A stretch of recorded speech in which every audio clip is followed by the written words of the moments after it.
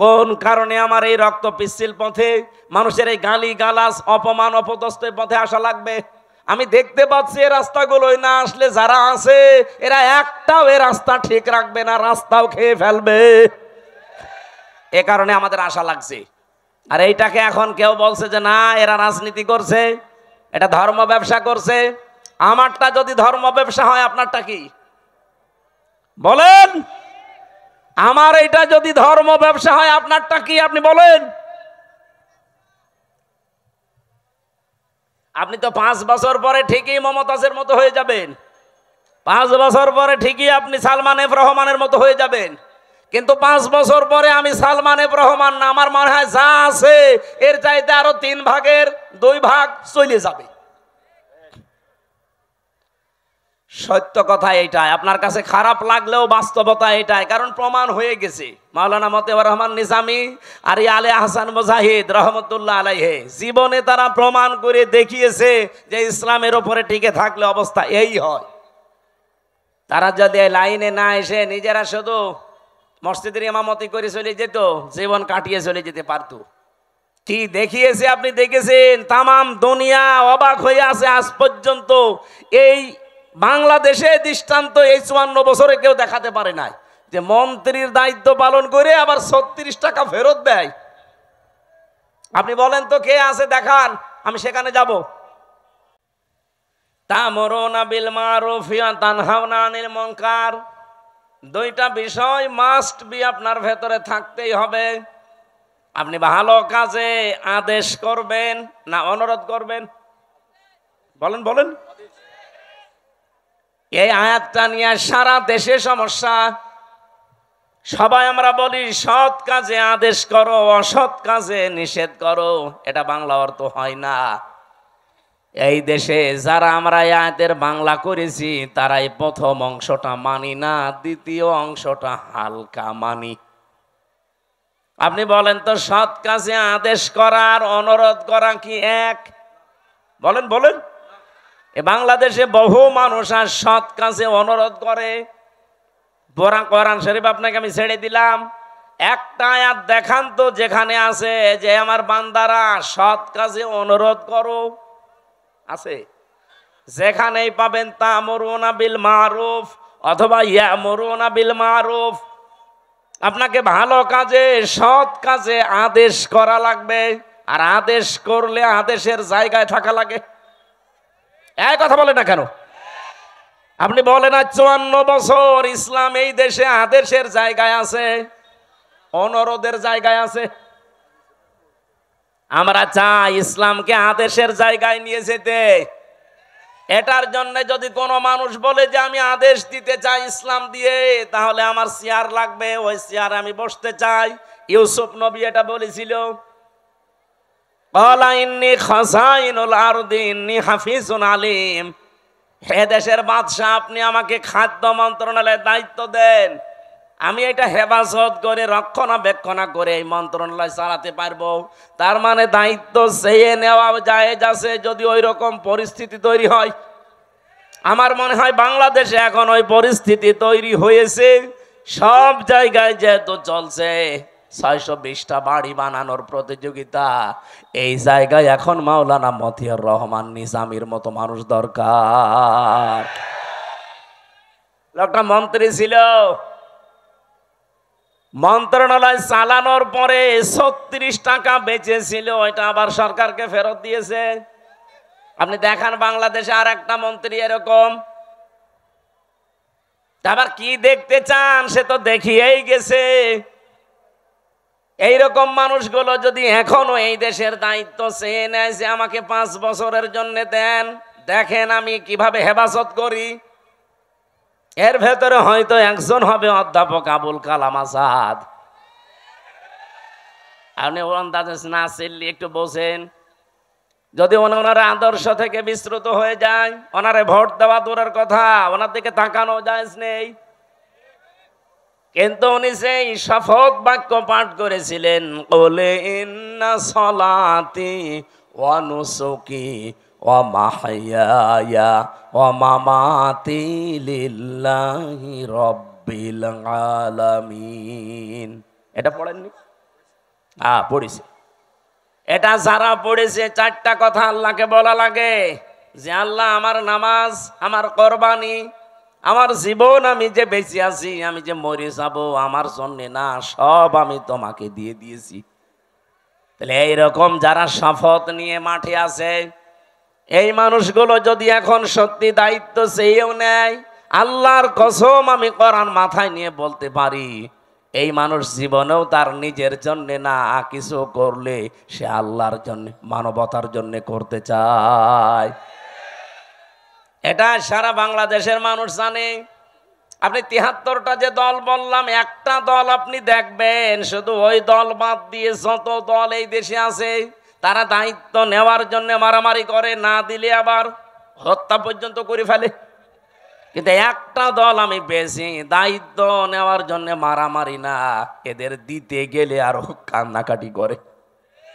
আমি কি বেশি বললাম না বানিয়ে বললাম? এটা সারা দেশে বাংলাদেশের মানুষ জানে না। জেলা সভাপতি হওয়ার জন্য মানুষ মারামারি করে, এমনকি বিপক্ষে যারা আছে মেরে ফেলে। অথচ বাংলাদেশ জামাত ইসলামী, ইসলামী ছাত্র শিবির, ইসলামী ছাত্রী সংস্থা, আমি নিজে দেখেছি, জেলা সভাপতি, জেলা আমির হওয়ার জন্য দায়িত্ব দিতে চায়, নেওয়া তো দূরের কথা, আর কান্দে। অন্যান্য জেলা আমির, জেলা সভাপতি যারা হয়, তাদের তো উপায় আছে বিভিন্ন, আর এই দলটাই উপায় না, আরো নিজের যা আছে সব বিলিয়ে দেওয়া লাগে। এই জন্যই তো কান্দে যে আমি একই করছি, যা ছিল অন্তত এগুলো থাকবে না, সব চলে যাবে। সব চলে যাওয়ার পরও এদের কোনো দুঃখ নেই, কারণ ওরা এই কথা বলে এ রাস্তায় এসেছে যে আমার নামাজ, আমার কোরবানি। এখানে নুসুক শব্দের অর্থ তিনটা। নুসুক মানে কোরবানি করা, নুসুক মানে হজের কার্যকলাপ এখন যেটা চলছে, নুসুক মানে ইবাদত বন্দেগী। আমার যত কিছু সব তো আমি আল্লাহকে দিয়েছি, এখন আমার নিজের বলতে আর কিচ্ছু নেই। কথা বলেন ঠিক কিনা? এই জন্য এই মানুষগুলো কাঁদে। তাহলে ভালো কাজের আদেশ, এটা আদেশের জায়গায় না থাকলে জীবন অনুরোধ করে ভালো কাজ করা যায় না। আমাদের দেশে যেটা হচ্ছে, এটা কি আদেশ হয় না অনুরোধ হয়? বলেন বলেন। আর ভালো কাজ কোনটা? এখানে যে আপনি তা'মুরুনা বা ইয়ামুরুনা বিল মারুফ বললেন, মারুফ মানে বলেন বলেন, কেউ যদি এখানে জেনে থাকেন বলেন যে মারুফ মানে কি? আমার মনে হয় আলেম পর্যন্ত বলবে এখানে অনেকেই যে মারুফ মানে ভালো কাজ। কে বলেছে আপনাকে? আপনি একটা অভিধান নিয়ে এসে দেখান তো যে মারুফ মানে ভালো কাজ লেখা আছে। এই শব্দটা এসেছে উরফুন থেকে, আরাফা ইয়ারিফু উরফুন। এর বাংলা অর্থ হচ্ছে পরিচিত হওয়া। আদম আর হাওয়া যেই ময়দানে ৩৫০ বছর কন্দন করার পরে এক জায়গায় পরিচিত হয়েছিলেন, ওই জায়গাটার নাম আরাফাতের ময়দান। বাংলা অর্থ কি? পরিচিত হওয়ার জায়গা। কি বুঝলেন এখান থেকে? আল্লাহ যে বারবার কোরআনে দিলেন যে ভালো কাজের আদেশ দাও, বাংলা অর্থ এটা না, পরিচিত কাজের আদেশ দাও। পরিচিত কাজ কি বলেন? খালি তাফসীর শুনতে আসা না, কিছু ভেতরে থাকা লাগবে। পরিচিত কাজ কি? আপনি কখন পরিচিত হয়েছেন ওই কাজের সাথে? কোন দিন আপনার ওই কাজের সাথে পরিচয় ঘটেছে, আপনাকে এখন মেলানো লাগবে। এবারের দিকে তাকান, ক্লাস চলছে। এই যে তা'মুরুনা বিল মারুফ বা ইয়ামুরুনা বিল মারুফ, তোমরা নির্দেশ দাও, আদেশ করো পরিচিত কাজগুলো। পরিচিত কাজ কি? কখন পরিচয় হয়েছে আপনার সাথে? কিভাবে পরিচয় করেছেন বলেন? এখন যদি আমি প্রশ্ন করি, আলেমরা ছাড়া তো কেউ এখানে বলতে পারবে না যে পরিচিত কাজ কি, আর কখন আমি এ পরিচিত কাজের সাথে আসলে পরিচয় হলাম। পারবেন বলতে? না। ওরা কোরআন শরীফে এই শব্দটা কতবার আছে কোনদিন চিন্তা ভাবনা করে পড়েননি? শুধু পড়ে গিয়েছেন সওয়াবের নিয়তে। হ্যাঁ, নিয়তে সওয়াব আপনার হয়েছে, কিন্তু যে উদ্দেশ্যে আল্লাহ এটা নাজিল করেছিলেন তার পারপাস আদায় হয়নি। এই জন্যে তো দেশে এখন এই অবস্থা। আমরা এইটাই বোঝাতে চাই যে আমরা পরিচিত কাজের আদেশ করব, আর পরিচিত আমি হয়েছি ওই কাজের সাথে কবে? আমাদের যিনি আদি পিতা হযরতে আদমের কথা যেহেতু আরম্ভ করেছি, বলেন তো ওনাকে আল্লাহ তৈরি করার পরে সর্বপ্রথম কিছু জিনিসের নাম আল্লাহ তাকে শিখিয়েছিলেন। এটা শোনেননি? বলেন না কেন? আল্লাহ রাব্বুল আলামিন নিজে তখন শিক্ষক ছিলেন, আর ক্লাসরুম ছিল এই পবা নাকি কোন জায়গা? ক্লাসরুম ছিল জান্নাত। এই পৃথিবীতে যে বিশ্ববিদ্যালয়গুলো মার্ক করা হয়, যে সিরিয়াল আকারে একটার সাথে আর একটা, একটার পরে আর একটা, এই যে র্যাঙ্কিং করা হয়, কেন? এই দুনিয়াতে এখন 257টা দেশে 1000 বিশ্ববিদ্যালয়ের যে তালিকা দেওয়া আছে, তার ভেতরে বাংলাদেশের একটাও নেই, রাজশাহী ভার্সিটিও নেই। তাহলে কি এখানে লেখাপড়া এর চাইতে মানে এখানে হয় না? বা যে 1000-এর তালিকা ওখানে কি এমন হয়? কয়েকদিন আগে আমি মালয়েশিয়া ছিলাম, ওখানে যতগুলো বিশ্ববিদ্যালয় আছে মাত্র একটা ওই 1000-এর ভেতরে স্থান পেয়েছে। ওই দেশেও আমাদের চাইতে প্রায় 5 ডবল বড় মালয়েশিয়া। কত বিশ্ববিদ্যালয় ওই দেশে আছে? আমাদের দেশে যদি মনে করেন 1000টা আছে, সারা দেশ মিলে সরকারি বেসরকারি মিলে, তো ওই দেশে তাহলে 5000 আছে, তার ভেতরে মাত্র একটা র্যাঙ্কিং এ স্থান পেয়েছে। আমি যেখানে পিএইচডি করার জন্য চিন্তায় আছি, মালয়েশিয়া ইন্টারন্যাশনাল ইসলামিক ইউনিভার্সিটি, এইটাও তালিকায় নেই। এই যে ডক্টর মিজানুর রহমান আজহারি ওখান থেকে ডক্টরেট করে এসেছি, এই ভার্সিটি পর্যন্ত ওই তালিকায় স্থান পায়নি। তাহলে 1 নম্বরে যেটা আছে বিশ্বে কি হয় সেখানে, তার গবেষণার স্তর কোথায়, ক্লাসরুমের কি সিস্টেম। আমি বিশ্বের যতগুলো দেশে গেছি আজ পর্যন্ত, যে দেশে নামি আগে যাই বিশ্ববিদ্যালয়ে, সেখানে আগে লাইব্রেরিতে যে দেখি আসলে এখানে হয় কি। আমি যেটা বোঝাতে চাচ্ছিলাম, আল্লাহ নিজে যেহেতু ক্লাস নিয়েছেন, ক্লাসরুমের সিস্টেমটা আমাদের রাজশাহী ভার্সিটির মতো না, এই পবা কলেজের মতো না। ক্লাসরুমের জায়গাটা সরাসরি জান্নাত। কোন জায়গা? বলেন বলেন। কি স্তরে তাকে আল্লাহ শেখাতে পারেন বলেন তো? গবেষণাগারে গবেষণালব্ধ বিষয় কি পরিমাণে সেখানে থাকতে পারে, কারণ শিক্ষক তো আর দুনিয়ার কেউ না, সরাসরি কে? আর ছাত্র আমির হামজা না, ছাত্র উজ্জ্বল না, ছাত্রকে আদম নবী, একজন নবী। কোনদিন ভেবেছেন যে ওই দিন আল্লাহ কি শিখিয়েছে তাকে? কোরআনে কারিম আমাদের জানাচ্ছে, ওয়াল্লামা আদামাল আসমা কুল্লাহা। এই যে ইসমের বহুবচন আসমা, আল্লাহ পাক তাকে শিখিয়েছিলেন বিভিন্ন নাম। আমরা এ পর্যন্ত জানি, আমার মনে হয় এখানে আলেম পর্যন্ত অনেকে জানে না এখানে এসএমের বহুবচন আসমা দিয়ে আল্লাহ আসলে জানাতে চেয়েছে কি। ভালো করে খেয়াল করেন, রব্বুল আলামিন এখানে এসএমের বহুবচন আসমা দিয়ে জানাতে চাননি যে আদম আমি পাঠাবো আলু, পটল, ঝিঙা, ফুল, কদু, এরকম কিছু জিনিসের নাম আমি কি তোমাকে শিখিয়ে দিলাম? এটা বলেছিলেন? বলেন বলেন। আর এটা যদি বইলেও থাকে, আপনার কি মনে হয় যে এরকম কিছু এইরকম ক্লাসে শিখাতে পারে? এটা কি 1 2 3 4 এর ক্লাস? বলেন এই ক্লাস কি নার্সারি পেলে কেজি 1 এর ক্লাস? ক্লাস হচ্ছে কত হায়ার, সরাসরি আল্লাহ নিজের শিক্ষক। ছাত্র যেমন তেমন সলিমদ্দি কলিমদ্দি না, একজন নবী, আদম নবী। তাও আর ক্লাসরুম দুনিয়ার কোন কলেজ বিশ্ববিদ্যালয় না। ক্লাসরুম কোনটা? আরো জোরে বলেন।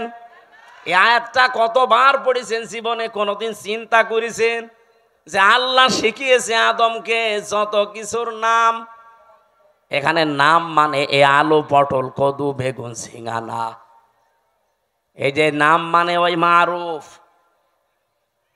পৃথিবীতে যত ভালো যত মন্দ সব কিছু আমার আল্লাহ ওই ক্লাসে তাকে একবারে শিখিয়ে দিয়েছিলেন। যত ন্যায় কাজের আদেশ, যত অন্যায় কাজের বাধা সিস্টেম হতে পারে কি কি, সবগুলো আল্লাহ আমারু বিল মারুফ নাহি আনিল মুনকার এর ভেতরে শিখিয়েছিলেন ক্লাসরুম ওই একদিন। এবার প্রশ্ন আসতে পারে তাহলে আমাদের জন্য কেন তা'মুরুনা বিল মারুফ? হ্যাঁ আছে, কারণ ওই দিন আমরা আদম নবীর পিঠে ছিলাম। ওই দেখো দা রব্বুকা মিন বানি আদম মিন যুহুরিহিম যুররিয়াতাহুম, আল্লাহ পাক বলেন আমি আদম নবীর পৃষ্ঠদেশ থেকে তার সন্তান ছেলে মেয়েদেরকে সব একবারে বের করে নিয়েছি। যেহেতু ক্লাসরুমের ভেতরে আমরা বাবার পিঠের ভেতরে ছিলাম, আল্লাহ পিঠ থেকে একবারে বের করে নিলেন। ওই ক্লাসরুমে আল্লাহ যা যা শিখিয়েছিলেন আমার বাবাকে, অটোমেটিক সন্তান হিসাবে আমরা একবারেই ওগুলো শিখে ফেলেছি। এই যে দুনিয়ায় আসার পরে কেউ যদি লেখাপড়া নাও করে, কোনো জ্ঞান অর্জন নাও করে, তাও সে নিজের থেকেই বুঝতে পারে যে এটা ভালো কাজ, এটা খারাপ কাজ। এক কথা বলছেন না? এবার আমি প্রশ্ন করছি, পৃথিবীতে সবচাইতে ভালো কাজ কয়টা থাকতে পারে? যেহেতু গুরুত্বপূর্ণ একটা বিষয় আল্লাহ নিজে শিক্ষক হয়ে শিখিয়েছেন, ওই দিন আদম নবীকে আমার আল্লাহ যে এসএমের বহু বচন আসমা সব কিছুর নাম শিখিয়েছিলেন। এই কুল্লাহা সব কিছুর নাম বলতে যত ভালো কাজ, ন্যায় কাজ, যত অন্যায় কাজ, মন্দ কাজ, এগুলোর থিওরি কি হতে পারে, এগুলো কি করে আদেশ দেওয়া লাগে, কি করে বাধা দেওয়া লাগে, সবগুলোর সিস্টেম আল্লাহ ওই একদিন এক ক্লাসে বাবাকে শিখিয়েছে। আর সন্তান হিসাবে আমরা অটোমেটিক ওগুলো পেয়ে গেছি। এইরকম ভালো কাজ অন্যায় কাজ আছে পড়া কোরআন শরীফে 500। কয়টা বলেন বলেন? এই 500টা ভালো কাজ, ন্যায় কাজ, 500টা অন্যায় কাজ, এই বাংলাদেশে সবগুলো চলছে। বলেন না, ভালো কাজের একটা আপনি দেখান যে এটা ভালো কাজ চলছে। আমি যে 500টা ভালো কাজ পড়া কোরআন শরীফ থেকে বের করতে পেরেছি, একটাও এই দেশে চলে না। তা আপনি কি শিখে আসলেন ওই ক্লাসে? আপনি যে উত্তম এই পৃথিবীতে শ্রেষ্ঠ কুনতুম খায়রা উম্মাতিন উখরিজাত লিন-নাস, আপনাকে বের করাই হয়েছে মানুষের কল্যাণের জন্য। কি কল্যাণ করবেন? ওই ভালো কাজগুলো, ন্যায় কাজগুলো যদি নাই জানেন, ওইটা জানার জন্যই তো কোরআনের কাছে আসতে হয়। আমি এবার একটা একটা করে যদি ভালো কাজের বর্ণনাও দিতে থাকি, ন্যায় কাজের, বলেন তো যে জেনা করা এটা ভালো কাজ না অন্যায় কাজ? আরো জোরে বলেন। এই অন্যায় কাজে কি নিষেধ করবেন না অনুরোধ করবেন? হ্যাঁ, বাংলাদেশে নিষেধ পর্যন্ত করা যাচ্ছে না। আজ যারা নারী সংস্কারের নাম নিয়ে, সমান অধিকারের নাম নিয়ে ঢাকার রাজপথে পিঠ পেট সব খুলে যে আমরা সমান অধিকার চাই, এই কথা যারা বলছে, বলেন এরা প্রত্যেকেই বেশ্যা কিনা? ওরা নিজেরা বলছে আমরা চেয়েছিলাম হিস্সা, হয়ে গেছি বেশ্যা। তা আপনি আসলেও বেশ্যা? আপনার চেহারার দিকে তাকিয়েই দেখেন। কি সমস্যা কি আপনার? পানি কেন? কি দেওয়া লাগবে না দেওয়া আপনি নড়াচড়া করবেন? ক্লাসে এরকম করেন মনে হয়? আপনার মাথা তো কিছু ঢুকবে না। এভাবে ক্লাস করা যায়? বলেন তো, যারা 1 থেকে মাস্টার্স পর্যন্ত ক্লাস করেন, এদিকে ওদিকে তাকান, কি বলছে ওটা আত্মস্থ করা লাগবে না? সারা জীবন খালি মারুফ মারুফ শুনেছেন, মারুফের বাংলা অর্থ জিজ্ঞাসা করলেও বলতে পারছেন না। কি ক্লাস করছেন আপনি? 500টা এরকম ন্যায় কাজ আছে কোরআনে, 500টা অন্যায় কাজ আছে, একটাও জানি না। খালি তা'মুরুনা বিল মারুফ তানহাউনা আনিল মুনকার শুনে যাচ্ছে, সে জন্মের পর থেকে আমল শুনছি, অথচ এটার সাথে পরিচিত হয়েছি কবে আমরা তাও জানি না। কিভাবে হয়েছি আমরা তাও জানি না। আজ আমরা যে শ্রেষ্ঠ জাতি পৃথিবীতে, কেন শ্রেষ্ঠ হলাম তাও জানি না। যার কারণে শ্রেষ্ঠ ওইটাই নেই, আপনি আন্দাজে দাবি করলে হবে? এই জন্য ন্যায় কাজ অন্যায় কাজ এটা আপনাকে এই মুহূর্ত থেকে জানা লাগবে। আমি নিজে আমার প্র্যাকটিক্যাল লাইফে দেখলাম, জেলে যাওয়ার আগে আমি 20 সালে গ্রামে একটা জেনা হয়েছিল। 2 জনই বিবাহিত, এবং বিবাহিতা, তাদের সাক্ষী এবং প্রমাণও 4 জন ধরা পড়ে গেছে। কলমের মাথার ভেতরে যেমন মাথা দিলে যা অবস্থা, ঠিক ওই অবস্থায় তাদেরকে ধরে ফেলেছে। কয়জন? 4 জন সাক্ষী আছে পুরা। আমার কাছে এসে বলছে, হুজুর এই যে জেনা করেছে এরা, আপনি বিচার কি করবেন, একটা ফতোয়া দেন। আমি কি ফতোয়া বানাবো? বলেন বলেন। সূরা নূরের ভেতরে আছে, যদি বিবাহিতা এবং বিবাহিত কোন নারী পুরুষ জেনা করে আর যদি সাক্ষ্য প্রমাণ হয়ে যায় 4 জন, কয়জন? তাহলে তার শাস্তি হচ্ছে মাটির ভেতরে বুক পর্যন্ত গেড়ে দিয়ে পাথর বা ইট দিয়ে মেরে ফেলতে হবে। এই বিচার, এই বিচার আমি বানিয়েছি। কার? আরো জোরে বলেন। এই বিচারের সাথে পরিচিত হয়েছি আমি কবে? ওই যে ক্লাসে। হয়তো ক্লাসের ওই কথাগুলো এরকম যারা আনমো না, এদিকে ওদিকে তাকাচ্ছেন, খালি পানির বোতল দিচ্ছেন, তারা তো 2 মিনিট পরে ভুলে যাবেন। তা আমি ভুলিনি, আমি যা পড়েছি ঠিক আমি ওইভাবেই মনে রেখেছি। আর এইগুলোর ক্লাসের জন্য 1 থেকে মাস্টার্স পর্যন্ত আমাদের যে ক্লাস, এই ক্লাসে আমি পাইনি। এগুলোর জন্য গবেষণা করা লাগে। এই যে 1000 বিশ্ববিদ্যালয়ের র্যাঙ্কিং এ বাংলাদেশের কোনো বিশ্ববিদ্যালয় নেই। কেন নেই?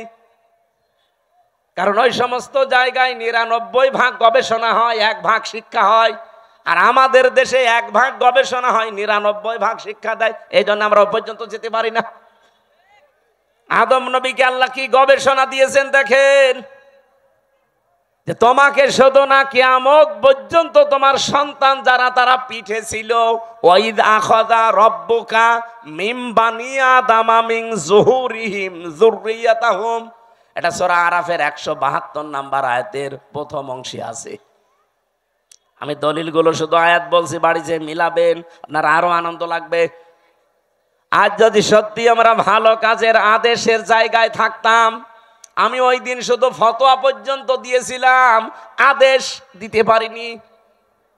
যদি সত্যি আমি আদেশ দিতাম আর গ্রামবাসী মিলে যদি ওদেরকে 2 জন সঙ্গে সার করতো, আমি বেঁচে থাকতে পারতাম? কথা বলে না কেন? পুলিশ তার পরের দিন ওদের সঙ্গে সার করার আগে আমার সঙ্গে সার করতো। বলতো, হুজুর ফতোয়া দিয়েছেন ঠিক আছে, কার্যকর করলেন কেন? এদেশে কোরআনের আইন চলে। আমি কি বলতাম? চলে না, তাহলে আপনাকেই দেখি, আসেন সঙ্গে সার করি। অথচ এই কাজটার সাথে আমি পরিচিত হয়েছে কি 5 বছর 10 বছর আগে। কবে? ওই দুনিয়া যেদিন তৈরি করেন আমার পিতা আদি পিতাকে, সেই দিন থেকে আমি পরিচিত। এই জন্য দুনিয়ায় যারা আসে ও লেখাপড়া জানে না, কোনো ভার্সিটি কলেজে বিশ্ববিদ্যালয়ে কোনো জায়গায় পড়েনি, স্কুলের বারান্দায় যায়নি, তারপরও ভালো কাজ কোনটা অন্যায় কোনটা সে ভেতর থেকে আসে না। সে নিজের থেকে বলতে পারে না যে না এটা অন্যায় কাজ, এটা ভালো কাজ। এটা আপনি শিখলেন কোন থেকে? এর সাথে পরিচিত হয়েছেন আপনি ওই ক্লাস থেকে। এই জন্য দুনিয়ায় যত অন্যায় কাজ আছে, এই অন্যায় কাজের সাথে পরিচয় আমাদের আজকে না, কালকে না, বহুদিন আগের। কিন্তু এই অন্যায় কাজগুলো বন্ধ করার জন্য যেখানে থাকা লাগে, আর 54 বছরও আমরা সেখানে যেতে পারি নাই। এই জন্য কোনো অন্যায় বন্ধ হয় না। ওই জায়গায় যাওয়ার জন্য আজ বাংলাদেশ চেষ্টা করছে যে ওখানে যদি যেতে পারি, ভালো কাজ কোনটা ও মন্দ কাজ কোনটা ঠিক আমি তো আগেই জানি। ওগুলো শুধু এখন বাস্তবতায় রূপ দেব। আমি বললাম যাদেরকে যে ভালো কাজে বাংলাদেশে আদেশ নেই, অনুরোধ আছে। একদল আবার বলবে, হুজুর আপনি আমাদেরকে খোঁচা দিলেন। আপনাদের খোঁচা দিয়েছি? আপনি তো আদেশ করতে জীবনেও পারেন না, আপনি তো অনুরোধ করেন, চলো ভাই সলিমুদ্দিন নামাজ পড়তে যায়। এটা কি আদেশ না অনুরোধ? বলেন বলেন। ইসলামের কোন কাজ অনুরোধ আছে? নেই। সব কাজ ডু ইট, এটা কর, এইরকম আদেশ। এবার আসেন ওয়ায়ানহাউনা আনিল মুনকার, যারা অন্যায় কাজে বাধা দেয়। আমরা বলি যে অন্যায় কাজে নিষেধ করে। কে বলেছে আপনাকে? অন্যায় কাজে এখানে বাধা দেওয়ার নিষেধ করা এক জিনিস না। ও বাবা সলিমুদ্দিন, এই গাছটা কেটো না, এটা নিষেধ করলাম। কিন্তু এটা যদি মানে বাধা দিতে হয়, তাহলে যে ওই গাছ কাটবে তার চাইতে আমার শক্তিশালী হওয়া লাগবে। এক কথা বলেন না কেন? এদেশে এরকম শক্তিশালী জায়গায় আমরা আছি, তাহলে চাঁদাবাজি যারা করে এখানে যে যদি বলে ভাই না এ কাজ ভালো না, আস্তাগফিরুল্লাহ, ও বলবে রাখেন আপনার আস্তাগফিরুল্লাহ, টাকা দেন। আমরা আজ অন্যায় বন্ধ করার জন্য যে বাধার প্রাচীর তৈরি করা দরকার, যে সিস্টেমগুলোতে যাওয়া দরকার, ওই লাইনে আমরা নেই। এই জন্য আজ এই দেশে কোনো অন্যায় এখনো পর্যন্ত বন্ধ নেই, প্রকাশ্যে গোপনে চলছে। আমার কুষ্টিয়াতে কালকে কুমারখালী থানায় গাছি কালুর চম্পাবতীর গান হয়তো অর্ধ উলঙ্গ নাচ, এগুলো চলছে আবহমান কাল থেকে। এবার বাংলাদেশ জামাত ইসলামী ইসলামী ছাত্র শিবির বলেছে না, আমাদের এই থানায় এই এরিয়ার ভেতরে এই গণার কাজ আমরা করতে দেব না। নিষেধ শুধু না, বাধার প্রাচীর তৈরি করেছে, প্রতিবন্ধকতা সৃষ্টি করেছে। এখন এদের চাইতে যারা আরেকটু উপরে আছে বসে কি এই দুই দল লেগে গেছে। কালকে হাসপাতালে দেখেন কত মানুষ ভর্তি। আমার তো মনে হচ্ছে এখনো পর্যন্ত দেশে কেউ হাবিল কেউ কাবিল কাজ করছে। এ রাজশাহীতে নদী নেই, কি নাম কি, পদ্মা। পদ্মায় যে স্রোত চলে, আমি আর আবুল কালাম আজাদ সাহেব যদি বলি এই স্রোত বন্ধ হয়ে যা, সূরা ফাতিহা পড়ে ফু দিয়ে দিলাম, হবে? আবুল কালাম আজাদ আর আমির হামজান আমাদের বাবারা আসলেও হবে না। কাবা শরীফের ইমাম এনে কাজ করেন, তাও হবে না। এই স্রোত বন্ধ করার জন্য প্রাচীর দেওয়া লাগবে, বাঁধ দেওয়া লাগবে, প্রতিবন্ধকতা সৃষ্টি করা লাগবে। এটা বুঝেছেন? এটা বুঝেছেন?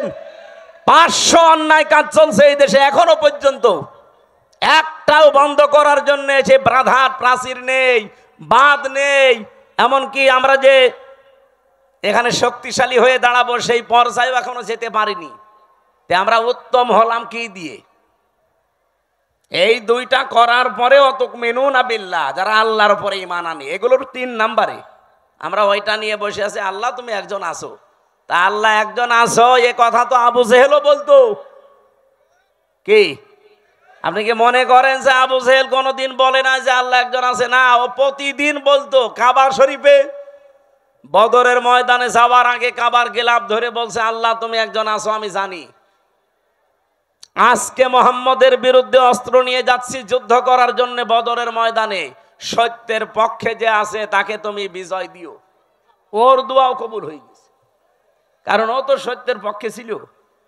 বলেন বলেন। তা আপনি যদি মনে করেন এই প্রথম দুইটা তা'মুরুনা বিল মারুফ নেই, তানহাউনা আনিল মুনকার নেই, তুমিনুনা বিল্লাহ করে বসে আছেন, তো প্রথম দুইটা মানা লাগবে না? আমরা যে শ্রেষ্ঠ, এই শ্রেষ্ঠত্বের কারণ এইগুলো।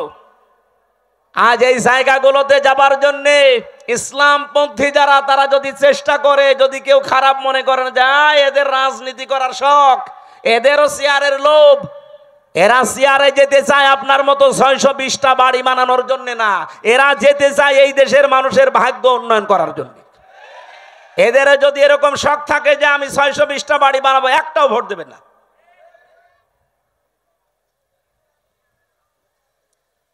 কোন কারণে আমার এই ঝামেলাপূর্ণ রাস্তায় আসার দরকার? আমার কোনো দরকার ছিল না। আমি আমার নিজেরটা বলছি, কালাম ভাই তার নিজেরটা বলুক। সারা জীবন ছাত্র ছাত্রী পড়িয়েছে, অধ্যাপক ছিল, জীবনের শেষ বয়সে এসেছে পেনশন পাবে, 25, 30, 40, 50 লাখ টাকা পাবে। যা জীবন আর বাকি আছে আরামে খেয়ে চলে যেতে বাধ্য। কোন কারণে এই রক্ত পিচ্ছিল পথে এই মানুষের ঝামেলাপূর্ণ জায়গায় আসা লাগবে বলেন? আল্লাহ আমার যা দিয়েছে, আমার বাবার যা আছে, আমি মরণ পর্যন্ত যদি আরামে থাকতে চাই কোনো অসুবিধা নেই। কোন কারণে আমার এই রক্ত পিচ্ছিল পথে মানুষের এই গালি গালাজ অপমান অপদস্থের পথে আসা লাগবে? আমি দেখতে পাচ্ছি এই রাস্তাগুলোই না আসলে যারা আছে এরা একটাও এই রাস্তা ঠিক রাখবে না, রাস্তাও খেয়ে ফেলবে। এ কারণে আমাদের আশা লাগছে। আর এইটাকে এখন কেউ বলছে যে না এরা রাজনীতি করছে, এটা ধর্ম ব্যবসা করছে। আমারটা যদি ধর্ম ব্যবসা হয় আপনারটা কি বলেন? আমার এইটা যদি ধর্ম ব্যবসা হয় আপনারটা কি আপনি বলেন? আপনি তো 5 বছর পরে ঠিকই মমতাজের মতো হয়ে যাবেন, 5 বছর পরে ঠিকই আপনি সালমান এফ রহমানের মতো হয়ে যাবেন, কিন্তু 5 বছর পরে আমি সালমান এফ রহমান না, আমার মনে হয় যা আছে এর চাইতে আরো 3 ভাগের 2 ভাগ চলে যাবে। সত্য কথা এটাই, আপনার কাছে খারাপ লাগলেও বাস্তবতা এটাই, কারণ প্রমাণ হয়ে গেছে। মাওলানা মতিউর রহমান নিজামী আর আলে আহসান মুজাহিদ রহমতুল্লাহ আলাইহি জীবনে তারা প্রমাণ করে দেখিয়েছে যে ইসলামের উপরে টিকে থাকলে অবস্থা এই হয়। তারা যদি লাইনে না এসে নিজেরা শুধু মসজিদের ইমামতি করে চলে যেত, জীবন কাটিয়ে চলে যেতে পারত। কি দেখিয়েছে আপনি দেখেছেন, তামাম দুনিয়া অবাক হয়ে আছে আজ পর্যন্ত। এই বাংলাদেশে দৃষ্টান্ত এই 54 বছরে কেউ দেখাতে পারে নাই যে মন্ত্রীর দায়িত্ব পালন করে আবার 36 টাকা ফেরত দেয়। আপনি বলেন তো কে আছে দেখান, আমি সেখানে যাব। আর আজ শাহীবাসী যেহেতু হযরত ইব্রাহিম আদম আলাইহিস সালাম তার সন্তানের কাহিনী আমাদেরকে আল্লাহ শোনাতে বলেছিলেন, আজ হাবিলের মতো কিছু মানুষ আমরা তৈরি হয়েছি। নিজেদের জীবনে পরিষ্কার পরিচ্ছন্ন করে, কর্মজীবন পরিষ্কার পরিচ্ছন্ন রেখে আজ আমরা মানুষের আস্থা ভাজন অলরেডি হয়ে গেছি। কিন্তু কাবিল যেটা, ও নিজেকে নিজে সংশোধন না করে, ওরটা কেন কবুল হয়নি ওগুলো আবিষ্কার না করে আমারটা হয়েছে ও আমাকেই মেরে ফেলতে চায়। এরকম কাবিল দেশে নেই, এক কথা বলেন নেই। আমরা এখন হাবিলের ভূমিকায় থাকতে চাই। ওই দিন হাবিল বলেছিল ক্বালা ইন্নামা ইয়াতাকাব্বালুল্লাহু মিনাল মুত্তাকিন। এখানে যারা আরবি গ্রামার বোঝে জিজ্ঞাসা করেন, ইন্নার পরে যদি মা আসে বাংলা অর্থ দাঁড়ায় একমাত্র, কেবলমাত্র, শুধুমাত্র, হবেই হবে, এইটাই, এরকম 33টা অর্থ আছে। হাবিল ওই দিন জানাতে চেয়েছে, হে ভাই, আপনি আমার বয়সে বড়, আপনার শক্তিও শরীরে বেশি, দুনিয়ায় এসেছেন আপনি আগে, খেয়েছেনও বেশি, এখন আপনার সাথে তো আমি পারবো না, কিন্তু সাফ কথা শোনেন, আপনার কোরবানি কবুল হয়নি, আমারটা হয়েছে, আপনি এখন আমাকেই মেরে ফেলতে চান। আপনাকে জনগণ ভালোবাসে না চাঁদাবাজির কারণে, আপনার চরিত্রের কারণে, আর আমার জীবনে ওইসব নেই, এই জন্য মানুষ আমাকে বিশ্বাস করে, আমার উপরে আস্থা রাখে, আর আপনি আমাকেই মেরে ফেলতে চান। সাফ কথা শুনে রাখেন, ক্বালা ইন্নামা ইয়াতাকাব্বালুল্লাহু মিনাল মুত্তাকিন। ইয়াতাকাব্বালু মোজারে, বর্তমান, ভবিষ্যৎ, প্রেজেন্ট, ফিউচার, শুধু আজকের দিন না, কিয়ামত পর্যন্ত শুধুমাত্র আল্লাহ গ্রহণ করে, কবুল করে মুত্তাকিদের জিনিসপত্র। এই জন্য আমরা এখন থেকে মুত্তাকি হওয়ার চেষ্টা করি। মুত্তাকি কি? মুত্তাকি শব্দের বাংলা অর্থ হচ্ছে ভদ্রলোক, মুত্তাকি শব্দের বাংলা অর্থ হচ্ছে বেঁচে থাকা, মুত্তাকি শব্দের শাব্দিক অর্থ হচ্ছে আল্লাহর নিষিদ্ধ কাজগুলো ঘৃণা ভরে ছেড়ে দেওয়া। মুত্তাকি শব্দের বাংলা অর্থ হচ্ছে যোগ্য হওয়া, নিজেকে যোগ্যতাপূর্ণ তৈরি করা। আপনি মুত্তাকির যতগুলো অর্থ বললাম, কোন অর্থে আপনি নিজে আছেন বলেন? আল্লাহর নিষিদ্ধ কাজ ঘৃণা করে ছেড়ে দিতে পারেন? পারেন? পারেন না। যেগুলো আপনি মোবাইলে দেখেন ওইটা বাইরে দেখা জায়েজ আছে, যেটা মোবাইলে দেখেন ওইটা জায়েজ আছে। বাইরে যেই দৃশ্য দেখা জায়েজ ওই দৃশ্য মোবাইলে দেখা জায়েজ, বাইরে যেই দৃশ্য দেখা জায়েজ নেই ওইটা মোবাইলে দেখা জায়েজ নেই। এখানে আমার মনে হয় এমন অনেক মানুষ এমন আছে, এমন এমন দৃশ্য মোবাইলে রেখে দিয়েছে, এমন এমন ভিডিও আছে, নিজে দেখলে আনন্দ লাগে, ভালো লাগে, সুখ পায়, শান্তি পায়, কিন্তু অন্য কেউ দেখলেই লজ্জা পায়। এরকম ভিডিও আছে কার কার? হাত তোলেন তো। আলহামদুলিল্লাহ। না ভালো, আলহামদুলিল্লাহ। এলাকায় মুত্তাকি তাহলে অনেক আছে, বোঝা যাচ্ছে। এক্ষুনি আমি চেক করবো জিহাদরে দিয়ে, যাও তো একটা একটা করে মোবাইল চেক করে দেখো, এমন এমন ভিডিও যদি থাকে যেটা নিজে দেখলে আনন্দ পায়, অন্য দেখলেই লজ্জা পায়। যারা ঠিক বললো যে একটা একটু ওঠেন তো দেখি আল্লাহর ওলি, যাওয়ার আগে ডিলেট করে দেবেন। মুত্তাকি হওয়া ছাড়া কিছুই কবুল হবে না জীবনে। আদম নবীর সন্তান হাবিল এইটা জানিয়েছিল তার ভাইকে। এজন্য আজ যারা কাবিলের ভূমিকায় আছেন, জোর করে জবরদস্তি করে উল্টাপাল্টা করে শক্তি দেখিয়ে সন্ত্রাসী কায়দায় আবার অনেকে চেষ্টা চালাচ্ছে যে যাব। কোথায় যাবেন? যাবেন কি করে? আপনি মুত্তাকি হন নাই তো আপনাকে জনগণ গ্রহণ করবে না, আল্লাহ তো গ্রহণ করবেই না। এই জন্য জাল মাল দিয়ে চেষ্টা করে যাচ্ছি যে আমরা মুত্তাকি হব। আমাদের পূর্বপুরুষরাও মুত্তাকি ছিল। এই কথা বলেন না কেন? তারা অন্যায় অবৈধ কাজ যেমন ঘৃণা ভরে ছেড়ে দিয়েছে, তারা নিজেকে যোগ্যতা সম্পন্ন তৈরি করেছে। অনেকে বলে হুজুররা কিছু চালাতে পারবে না। চালাতে পারে নাই। কৃষি মন্ত্রণালয়, শিল্প মন্ত্রণালয় নিখুঁত ভাবে চালিয়েছে। আর এমন নিখুঁত ভাবে চালিয়ে দেখিয়েছে, বাংলাদেশে ইতিহাস হয়ে আছে শিল্প মন্ত্রণালয়টা। আজ পর্যন্ত কেউ রেকর্ড ভাঙতে পারে নাই।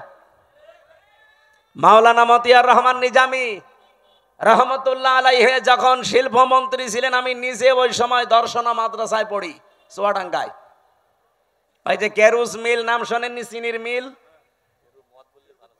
কেরুর মদ, ওই জায়গায় উনি গিয়েছিলেন। ওই সময় একজনকে পাঠিয়েছিলেন এমডি করে।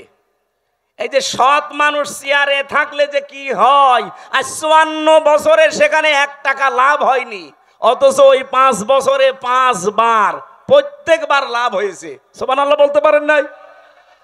এরকম মানুষগুলো শুধু শিল্প মন্ত্রণালয় না, যত মন্ত্রী আছে সব যদি এইরকম মানুষ হতো না, এ দেশটা ওই মালয়েশিয়ার মতো 2004 সাল থেকে দাঁড়িয়ে যেত। তো দাঁড়াবে কি করে?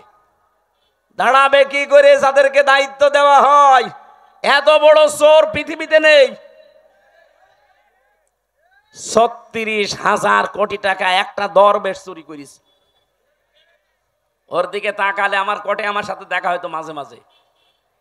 এই 3 বছরই ওর সাথে বহুবার দেখা হয়েছে। মাঝে মাঝে দেখতাম ওর মাথার চুল থেকে পায়ের তালু পর্যন্ত, মানে পায়ের তালুর নিচে যেটা থাকে ওই যে স্যান্ডেল, ওইটা পর্যন্ত সাদা।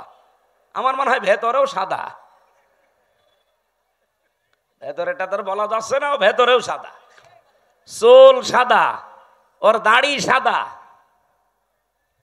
জামা সাদা, পায়জামা সাদা, কোটি সাদা, এমনকি স্যান্ডেলও সাদা। আর ভেতরেটা সাদা নাতে কালো, ওটাও সাদা। কিন্তু একটা জিনিস ছিল একেবারে কালো কুচকুচে, মনটা। এক কথা বলেন না কেন? এই শয়তান বলেছে যে কোরআনের সমস্যা আছে। ওর তো ফাঁসি হওয়ার দরকার ছিল ওই সময়।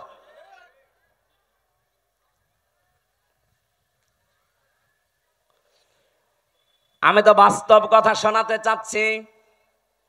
এই এমডি কে উনি পাঠিয়েছিলেন রাত 3:30টার সময়, যে উনি জয়েন্ট করেছে। চিন্তা করছে আজকে আমি একটা চমক দেখাবো। একেবারে মেন গেটে যে দারোয়ান আছে, তারে বলছে আপনি এখান থেকে একটু নিরাপদ দূরত্বে থাকেন, আপনার পোশাকটা আমারে দেন। ওই যে হাটে একটা লাঠি নিয়ে বসে থাকে, লাঠি নিয়ে দারোয়ানের মতো বসে আছে। ফজরের নামাজ শেষ করে সকাল 7টা থেকে আরম্ভ হয়েছে, মানুষ যাচ্ছে 10টা পর্যন্ত। এরপরে ডিউটি আর এক দলের আসবে। তখন বাজে 11:45। একজন একেবারে সেরকম বড় দাড়ি, জব্বা জামা গায়ে, পাগড়ি মাথায়, এত বড় বড় দাড়ি নিয়ে প্রাইভেট নিয়ে ঢুকতেছে। তো দারোয়ান মনে করছে যে নতুন দারোয়ান হবে হয়তো। আজকে আর অন্য দিনের মতো গেট খোলে নাই, গেট বন্ধ করে দাঁড়িয়ে আছে। বলছে না, আমি আপনাকে ঢুকতে দেব না। এই দারোয়ানের বাচ্চা, আপনি যাই বলেন না কেন, এখন বাজে কত? আপনার তো এখানে আসার কথা 10টায়, এখন বাজে 11:45। 1 ঘন্টা 45 মিনিট লেট আপনার। আপনি যদি আমার চাকরি খেয়েও ফেলেন, আমি আপনাকে আজ ঢুকতে দেব না। এখন দারোয়ানের সাথে মারামারি করবে? শেষ পর্যন্ত বলেছে ঠিক আছে, তোর চাকরি কে রাখে আমি দেখবো। এই ধস্তাধস্তিতে শেষ হয়ে যাওয়ার পরে দারোয়ানকে এবার ভেতরে যে বলছে আপনার দায়িত্ব আপনি পালন করেন, যান। আমি চলে গেলাম।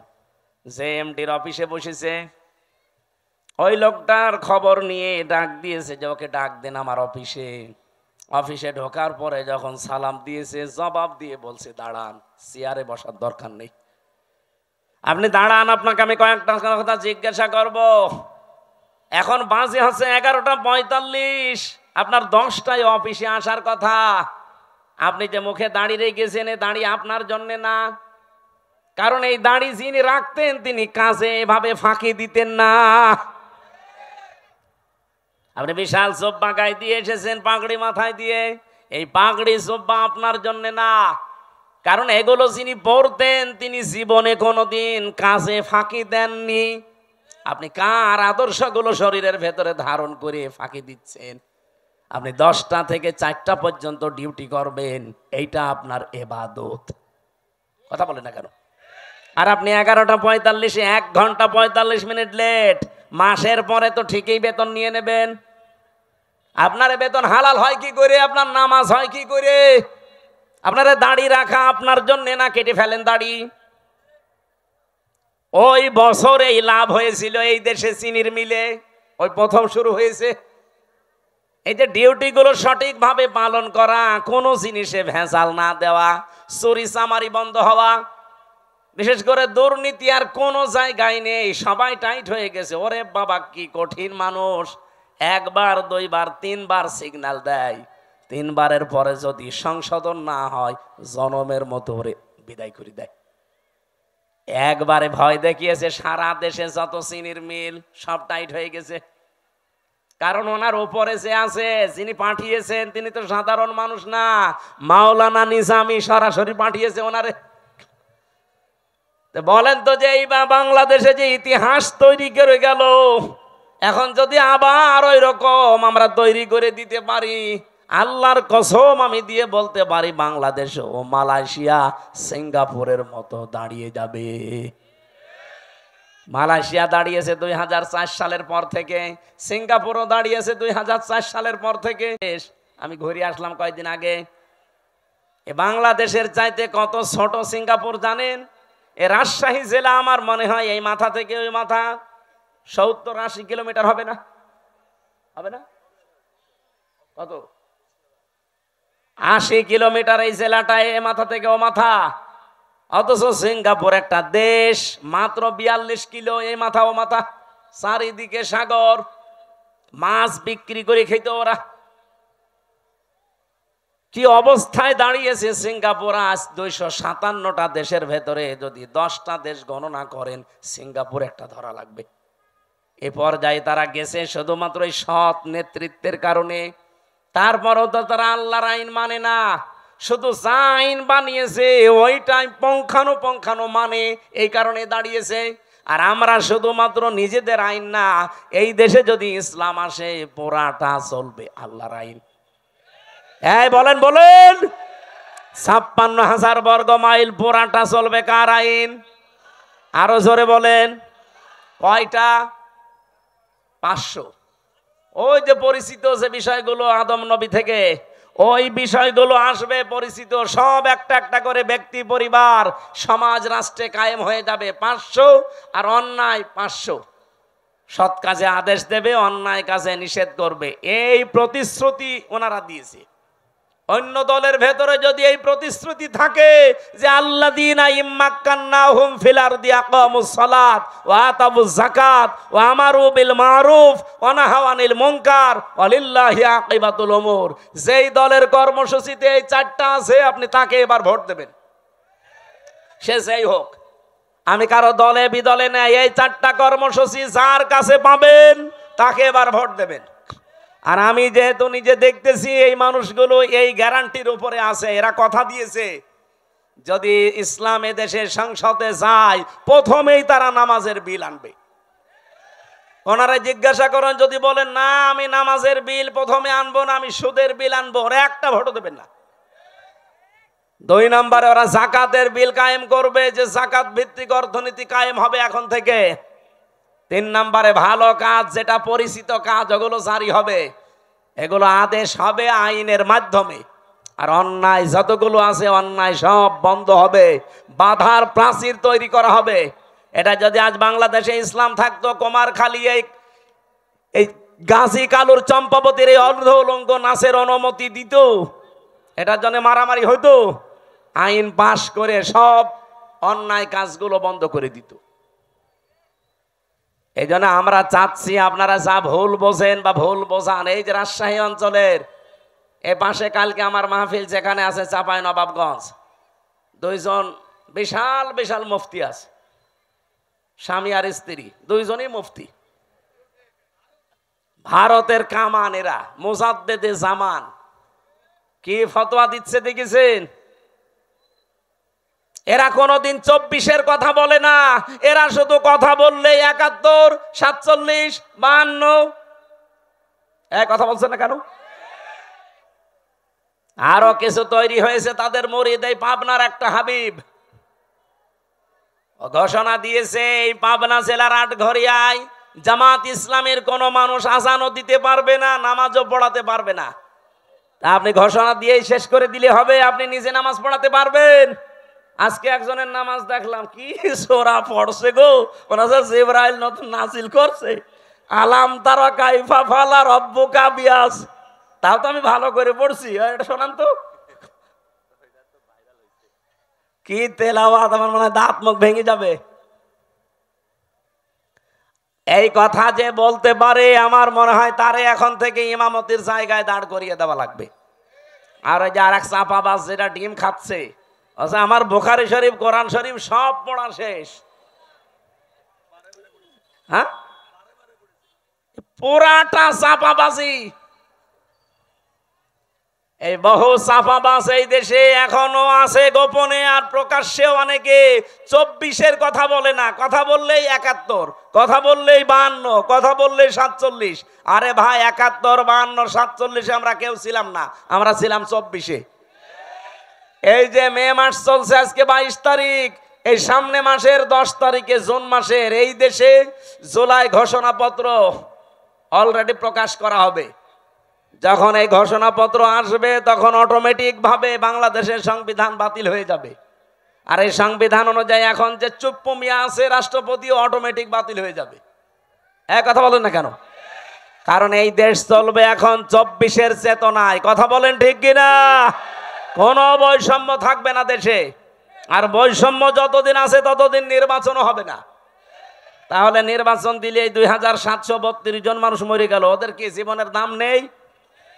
তো ওদের জীবনের দাম দেন, তারপরে আপনি 72, 71, 73-এর কথা নিয়ে আসেন। আমরাও 71-কে সম্মান করি, 52-কে সম্মান করি, 47-কে সম্মান করি, কিন্তু না, সবচাইতে বড় সম্মানের জায়গা এখন আমি যেহেতু দেখেছি নিজে 24। কথা বলেন না কেন? এই দেশ চলবে এখন 24-এর চেতনায়। কোন চাপাবাজের চাপাবাজি এ দেশে আর চলবে? যদি এরকম চাপাবাজি করে মমতাজের মতো সেও ডিম খাবে। তাও কি ভালো ডিম? পচা ডিম।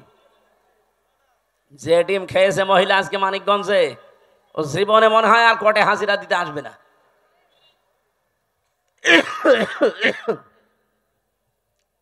আমার ভাইরা, এই জন্য আমাদের সতর্কতার বিষয় হচ্ছে আমরা এখন কাবিলের মতো না, আমরা এখন হাবিলের মতো অবস্থানে যাব। ভাই যা করেন করেন, আপনার ওই পায়ে পা দিয়ে ঝগড়া করতে চান, আমি এখন ঝগড়ার ভেতরে নেই, আমি আছি আমাকে সংশোধন করে জনগণের সামনে আস্থাভাজন হিসাবে তৈরি করা।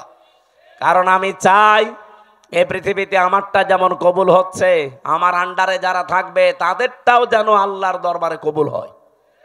আর আপনি আমাকে মেরে ফেলার জন্য উঠে পড়ে লেগেছেন। লাইম বাসাত্তা ইলাইয়া ইয়াদা কালি তাকতুলানি মা নাবি বাসিতি ইয়াদিয়া ইলাই কালি আকতুলাক ইন্নী আখাফুল্লাহ রাব্বাল আলামিন। কি গুরুত্বপূর্ণ কথা ওই দিন হাবিল বলিস। আল্লাহ হাবিলের এই কথাগুলো আমাদের জীবনে মেনে চলার তৌফিক দেন, বলেন আমিন। আমরা সূরা মারইয়ামের 41 থেকে তেলাওয়াত আরম্ভ করেছি।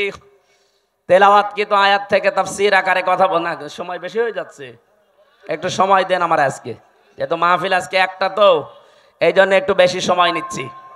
মাহফিল যতক্ষণ চলে আয়াতটা শেষ না হতে থাকবেন মোনাজাতের পরে। আমার এই যে গাড়ি আছে, এটা আমার গাড়ি না, এই গাড়ি থেকে আমার লিখিত যে বইগুলো আছে মেয়েদের উপরে পুরুষদের উপরে, ওটা নিয়ে যেয়ে পড়বেন। বই মানুষকে ঠকায় না, পড়বেন, আপনার ভাগ্য খুলবে ইনশাল্লাহ। জবান খোলে সূরা মরিয়মের 41 নম্বর আয়াত, এখান থেকে আমরা আরম্ভ করব। যেহেতু সামনে আর 15 দিন পরে গুরুত্বপূর্ণ যে দিবসটা, এই দিবসটা আদম নবী থেকে যদিও আরম্ভ হয়েছে, কিন্তু আমরা সুন্নত হিসাবে পশু জবাই করার এই নিয়ম পেয়েছি আমাদের জাতির পিতা ইব্রাহিম আলাইহিস সালাম থেকে। সেখান থেকে এখন আমরা আরম্ভ করছি। প্রথম অংশ শেষ, দ্বিতীয় অংশ শুরু হচ্ছে। ওয়াযকুর ফিল কিতাবি ইব্রাহিম, আল্লাহ পাক বলেন আলোচনা করো, বর্ণনা করো। কিতাবের ভেতরে আমি ইব্রাহিম আলাইহিস সালামের যে কাহিনী বর্ণনা করেছিলাম, এইটা আপনি আপনার উম্মতদের কাছে বর্ণনা করেন।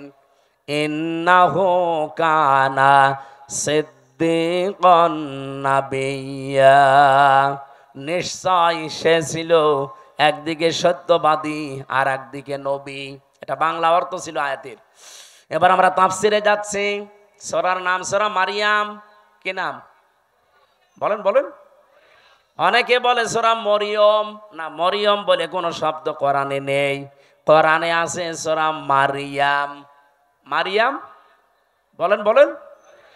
কিয়ামতের ময়দানে এই নামটা এত দামি নাম। আল্লাহ রাব্বুল আলামিন এটাকে ইজতিবা জানিয়েছেন, যেটা আমি মনোনীত করেছি, নির্বাচিত করেছি, পছন্দ করেছি। নামটা হযরতে মরিয়মের নাম দুনিয়াতে যারা রাখে মারিয়াম, কিয়ামতের ময়দানে আল্লাহ যখন মানুষকে মাফ করতে আর কিচ্ছু পাবে না, যার নামের সাথে মারিয়াম, ফাতিমা এরকম নাম যাদের মিল আছে, কিয়ামতের দিন আল্লাহ নামের ওসিলায় তাদের শেষ পর্যায়ে মাফ করে দেবেন। এই জন্য আশা করছি আমাদের সন্তানাদি যারা এখন আসতেছে, আসবে, নামটা আপনি অর্থবোধক এবং সিস্টেমে রাখবেন। কিয়ামতের দিন যেন আল্লাহ অন্তত নামের ওসিলায় হলেও তাকে মাফ করে দেয়। অনেকগুলো আয়াত আমার আল্লাহ সূরা মারিয়ামের ভেতরে দিয়েছেন। ৯৮টা আয়াত আমরা কোরআনে কারিমে পেয়েছি। এই সূরার ভেতরে মাত্র একটা আয়াত পড়েছি, আয়াতের নাম্বার ৪১।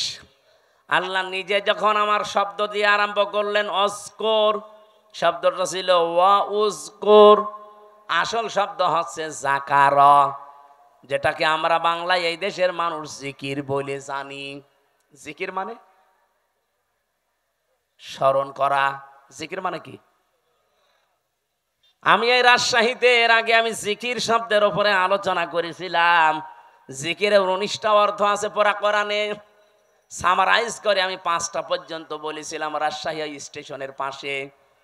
জিকির মানে স্মরণ করা, জিকির মানে কোরআন, জিকির মানে উপদেশ, জিকির মানে আল্লাহর আইন, জিকির মানে নামাজ বা সালাত। এই 5টা অর্থেরই আবার ব্যাখ্যা আছে। যেহেতু আজকে আমার জিকির নিয়ে আলোচনা না, শব্দটা এসেছে আয়াতের প্রথমে, এই জন্য জিকির বলতে আমি যেটা আছে কোরআনে ওটা টাচ দিলাম। আর জিকিরকে কোনো মানুষ যখন ইবাদত হিসাবে নিতে চায়, মাস্ট বি তাকে 4টা শব্দকে বেছে নেওয়া লাগবে জিকির হিসাবে। সুবহানাল্লাহ, আলহামদুলিল্লাহ, লা ইলাহা ইল্লাল্লাহ, আল্লাহু আকবার। রাজশাহী ভাষী এটা রেকর্ড হচ্ছে, তো এই জন্য বললাম। আজ বাংলাদেশে যে ভেজাল চলছে জিকিরের নামে, বহু জায়গায় 4টা শব্দের বাইরে জিকির নেই। বলেন বলেন? এই যে তাহিরি সাহেব যে জিকির গুলো আরম্ভ করেছে, এগুলো এই 4টা শব্দের ভেতরে পাবেন। ও জিকির করে ইয়া আলী বাবা, শাহ আলী বাবা, কেল্লা বাবা, ফতে বাবা, ন্যাংটা বাবা। বলেন এই 4টা শব্দের ভেতরে ফতে বাবা আছে, কেল্লা বাবা আছে। হ্যাঁ, কথা বলেন না কেন? সুতরাং এগুলো জিকির না, এগুলো ওদের ফিকির। এ বাংলার মানুষেরা সতর্ক হন, জিকির করবেন 4টা শব্দ দিয়ে, কারণ এটা ইবাদত। কোন মানুষ আল্লাহর জিকিরকে খণ্ডন করতে পারবে না। যারা আজকে আল্লাহর 4টা শব্দকে আলাদা আলাদা করে ডাকে, তাদের জিকির হয় না। কেউ যদি বলেন আল্লাহু আকবার, আকবার আকবার হবে না। কি বলা লাগবে? আল্লাহু আকবার বলা লাগবে। তাহলে এটা জিকির হবে, প্রতিটি অক্ষরে 10টা করে নেকি হবে। কারণ আল্লাহর কালেমা খণ্ডন করা জায়েজ নেই। অতাম্মাত কালিমাতু রাব্বিকা সিদকাও ওয়া আদলা লা মুবাদ মুবাদ্দিলা লিকালিমাতিহি ওয়া হুয়াস সামিউল আলিম। বলেন আল্লাহু আকবার। এখানে তিনটা বিষয় লেখা আছে আয়াতের ভেতরে। আল্লাহ বলেন আমার কোরআন পরিপূর্ণ সত্য কথা দিয়ে, 2 নম্বরে আমার কোরআন ইনসাফ দিয়ে পরিপূর্ণ, 3 নম্বরে আমার কোরআনের কোনো কথা রদ বদল নেই, পরিবর্তন নেই। আযারুল্লাযীনা ইউলহিদুনা ফি আসমাই, এটা পাবেন সূরা আরাফ 9 নম্বর পারা 13 নম্বর পৃষ্ঠার 5 নম্বর লাইনের 180 নম্বর আয়াতের মাঝের অংশে আছে। যত তাফসিরে দেখবেন এইটাই লেখা পাবেন। আল্লাহ বলেন আমার নামকে তোমরা এলহাদ করবা না। এলহাদ মানে বলেন এলহাদ মানে পাল্টিয়ে ফেলা, এলহাদ মানে পরিবর্তন করা, উলট পালট করে ডাকা। বাংলার মানুষেরা আল্লাহ যেহেতু এলহাদ করলে নিষেধ করেছেন, সুতরাং আজকে থেকে আমরা আর শুধু আকবার না আল্লাহু আকবার জিকির করব। শুধু সুবহান না সুবহান আল্লাহ জিকির করব। শুধু আলহামদ না আলহামদুলিল্লাহ বলবো। শুধু লাইলা না লা ইলাহা ইল্লাল্লাহ বলবো। এর বাইরে যদি কেউ জিকিরের কোন শব্দ আবিষ্কার করেন দলিল দেওয়া লাগবে। এই কথা বলছেন না কেন? বলেন। হ্যাঁ, আপনি সব সময় মুখে জারি রাখতে পারেন একটা শব্দ, সেটা হচ্ছে আস্তাগফিরুল্লাহ। সব সময় মুখে জারি রাখবেন। শুধু টয়লেটে আর স্বামী স্ত্রীর ব্যবহারের সময়, এই 2টা সময় বাদ দিয়ে সব সময় মুখে জারি রাখতে পারেন কি? আস্তাগফিরুল্লাহ। বলেন আস্তাগফিরুল্লাহ। মনে যখনই আপনার আনমনা হয়ে যাবে এই শব্দটা মুখে জারি রেখে দেবেন। বিশ্বনবী বলেন এটা যার জীবনে যত বেশি থাকবে আমার আল্লাহ জান্নাতে তার নিয়ামত তত বেশি বৃদ্ধি করে দেবে। জান্নাতের খাজানা বলা হয় একটা শব্দকে, নাম হচ্ছে লা হাওলা ওয়ালা কুওয়াতা ইল্লা বিল্লাহ। এটাও পড়বেন, লা হাওলা ওয়ালা কুওয়াতা ইল্লা বিল্লাহ। যেটা আজকে আমার জিকিরের আলোচনা না, আমি টাচ দিলাম শুধু প্রথম শব্দের অযকুর ফিল কিতাবি। আল্লাহ পাক বলেন আলোচনা করো, বর্ণনা করো হে নবী কিতাবের মধ্যে। কিসের মধ্যে? কিতাব কাকে বলা হয়? এই পৃথিবীতে যত কিছু আপনি দেখতে পান, লাইব্রেরিতে যান, প্রত্যেকটা হচ্ছে কিতাবের ব্যাখ্যা। আল্লাহর ভাষায় এই দুনিয়াতে এখন একটাই কিতাব আছে, অথেন্টিক কিতাব, তার নাম কোরআন। তার নাম কি? এই জন্য আপনি এখানে দেখেন কিতাবের আগে আলিফ লাম দেওয়া আছে, অযকুর ফিল কিতাবি। নির্দিষ্ট করে আল্লাহ জানিয়েছেন কিতাব একটাই। তাছাড়া দুনিয়াতে যত কিছু আছে ওগুলো কিতাবের ব্যাখ্যা। এই জন্য আপনাকে কেউ যদি বলে আমি ইসলাম জানতে চাই, কোন কিতাব পড়লে আমি ইসলাম জানতে পারবো, আপনাকে কোরআন দেওয়া লাগবে। আপনি যদি বলেন না এই যে রবীন্দ্রনাথ ঠাকুরের কবিতা দিলাম, পাবে ইসলাম? পৃথিবীতে যত তাফসীর লেখা আছে, যত হাদিসের গ্রন্থ লেখা আছে, যত কিছু আছে সব হচ্ছে আল্লাহর এই কিতাবের ব্যাখ্যা। আপনি তাফসীরে ইতকানের ভেতরে দেখবেন এই কিতাবের নাম আমার আল্লাহ নিজে নামকরণ করেছেন 55টা। কোরআনের নাম কয়টা? বলেন। কোরআনের প্রথম নাম হচ্ছে আল কোরআন, 2 নাম্বার নাম হচ্ছে আল ফুরকান, 3 নাম্বার নাম হচ্ছে আল কিতাব, 4 নাম্বার নাম হচ্ছে আজ জিকির, 5 নাম্বার নাম হচ্ছে আত তানজিল। বলেন আল্লাহু আকবার। এজন্য কিতাবে একটাই। এই কিতাবের কাছে কেউ যদি না আসে কোনোদিন সে হেদায়েতের রাস্তা পাবে না। আহ্বান জানাচ্ছি যারা সেখানে আছেন, ফাইনা তাযাহাবুন ইন হুয়া ইল্লা যিকরুল লিল আলামিন। কোথায় যান? ফিরে আসেন। এ কোরআন কারীম এই পৃথিবীর মানবতার জন্য মহান আল্লাহর পক্ষ থেকে একটা উপদেশ। বলেন সুবহানাল্লাহ। আমি কিতাবের আরো ব্যাখ্যা করতে পারতাম, ওদিকে আর যেতে চাই না। আল্লাহ বলেন আলোচনা করেন, বর্ণনা করেন এই কিতাবের ভেতরে। এই কিতাব মানে কোরআন শরীফের ভেতরে আল্লাহ যে বর্ণনা দিলেন যার নাম, এখানে প্রায় 27 জন নবীর নাম আমরা পেয়েছি, 25 জন আর 2 জন ইনডাইরেক্ট, সব মিলে 27 জন। এই 25 থেকে 27 জন নবীর ভেতরে অন্যতম 4 জন নবী, তার ভেতরে 1 নম্বরে হযরত ইব্রাহিম আলাইহিস সালাম। ইহুদিরা আজ যাকে ডাকে আব্রাহাম বলে, না, ওনার নাম ইব্রাহিম বা ইব্রাহাম এতটুকু বলা যায়, আব্রাহাম বলা যাবে না, তাহলে অর্থ পাল্টিয়ে যাবে। ওরা গণতন্ত্রের জনক যাকে বলে, এই যে আব্রাহাম, ইব্রাহিম নবীর নামটা আজ ইহুদিরা পাল্টিয়ে ডাকে আব্রাহাম বলে। এখানে 7টা কিরাত আমি পেয়েছি। এই 7 কিরাতের 2টা কিরাত আমি তেলাওয়াতের সময় করেছিলাম, শুনেছেন না? আযকুর ফিল কিতাবি ইব্রাহিম, আযকুর ফিল কিতাবি ইব্রাহিম, বলেন আল্লাহু আকবার। এটা তো আর ওই রকম মক্তবের ক্লাস চলছে না যে আপনাকে আমি কিরাতের উপরে ট্রেনিং দেব। রব্বুল আলামিন বলেন, আমার ইব্রাহিমের কথা আমি এই কোরআনে আলোচনা করেছি, হে নবী কেন জানেন?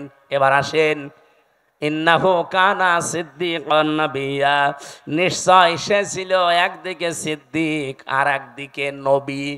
এখন সিদ্দিক কি আর নবী কি? 1 নম্বরে আমরা নবীর ব্যাখ্যা করি, তারপরে সিদ্দিক। নবী শব্দের বাংলা অর্থ হচ্ছে সংবাদ বাহক। এটা নাবা থেকে এসেছে। নাবা মানে ব্রেকিং নিউজ। এই যে টিভির নিউজ দিয়ে আজকে ব্রেকিং নিউজ যাচ্ছে, আপনি এখন এসে দেখেন রাত 10টা 1 মিনিটে ওসি প্রদীপ আর এসআই লিয়াকতের ফাঁসি হবে, এটা ব্রেকিং নিউজ যাচ্ছে। স্বৈরাচারের দোসর যারা ছিল 1628 জন, তার ভেতরে 2 জন না হলেও 1 জন তো মাস্ট বি ওসি প্রদীপ। আজকে আমার সাথে 3টা বছরই জেলে ছিল। আমি সেখানে বসতাম জেলারের সামনে, সোফারের সামনে, ওই শয়তান আমার পাশে বসতো। আমার এসে মাঝে মাঝে বলতো, হুজুর আমার কোনো দোষ নেই, সব বানানো। অথচ 204 জন মানুষকে ক্রস ফায়ারের নাটক করে হত্যা করেছে। সবচাইতে বেশি মানুষ ওই টেকনাফে, উখিয়া টেকনাফ ওই এলাকায় মানুষ হত্যা করার জন্য লাইসেন্স নিয়েছিল ওই স্বৈরাচারের কাছ থেকে, মাদকের নাম করে। ওই এলাকায় যেহেতু সবচাইতে বেশি একামতে দিনের মানুষ, কক্সবাজার চট্টগ্রামে এমনিতেই একামতে দিনের মানুষ বেশি। ওই কয়েক বছরের ভেতরে সবচাইতে বেশি মানুষ হত্যা করেছে শিবিরের। 204 জন মানুষ মেরেছে। এই ব্রেকিং নিউজটা আজকে যাচ্ছে। এখন ব্রেকিং নিউজ লিখতে কি লাগে? আপনি দেখেন ইংরেজি শব্দ যেহেতু নিউজ, নো কি NEWS লাগে না? আপনি একটা একটা করে শব্দের সাথে অর্থ মিলান। এন দিয়ে যদি ধরেন ইস্ট, ই দিয়ে নর্থ, নাই এন দিয়ে নর্থ, ই দিয়ে যদি ইস্ট ধরেন, ডাব্লু দিয়ে ওয়েস্ট আর এস দিয়ে সাউথ, তাহলে পৃথিবীর 4 কোণা হয়ে যাচ্ছে। তামাম পৃথিবীতে যত সংবাদ পৌঁছানো লাগবে সব আমার আল্লাহ নবীদেরকে দিয়ে পৌঁছিয়েছিলেন, বলেন সুবহানাল্লাহ। সব চাইতে বড় সংবাদ হচ্ছে, এরপরে একটা একটা করে সংবাদগুলো তিনি পরিবেশন করবেন তার পরিবার থেকে শুরু করে। 2 নম্বরে তিনি সিদ্দিক ছিলেন। সিদ্দিক কি?